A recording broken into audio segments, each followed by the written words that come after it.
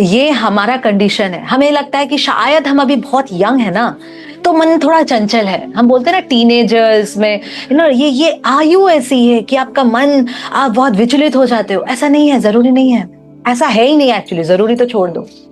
बुढ़ापे में भी हमें लगता है कि थोड़ा शायद हम एज बढ़ेगा ना, तो दैट टाइम हम और फोकस्ड हो जाएंगे और मन थोड़ा स्थिर हो जाएगा, तो हम और एकांत एक ध्यान मग्न होकर हम भक्ति कर सकते हैं। No, it is not the fact.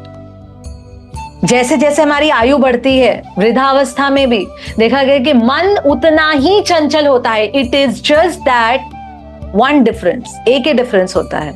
मन में कोई चेंज नहीं है, जितना चंचल वो उस समय था अभी भी उतना ही चंचल है बुढ़ापे में भी।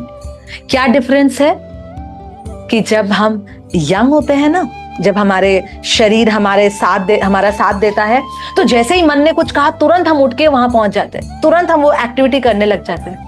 बट बुढ़ापे में क्या होता है, शरीर साथ नहीं देता। मन तो उतना ही चंचल है, पर अब हम वो कर नहीं सकते। अब हमारा शरीर मन के स्पीड से नहीं चल पा रहा है। चंचलता क्यों बोला जाता है? एक बच्चे को चंचल क्यों बोला जाता है?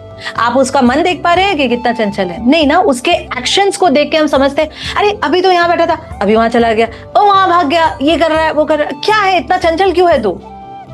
हम उसके एक्शंस को देखते हैं। बुढ़ापे में हम वो शरीर साथ नहीं देता, पर मन उतना ही चंचल है, मन उतना ही चंचल है। So it is a practice, it is a practice. श्रवण करना इज वेरी डिफिकल्ट। श्रवण करते वक्त एक जगह पे एकांत होके सुनना, हरि कथा सुनना।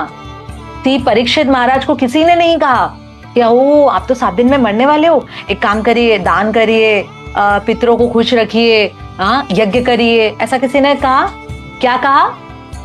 क्या कहा? Ultimately they came to a conclusion कि बेस्ट थिंग इज श्रवण।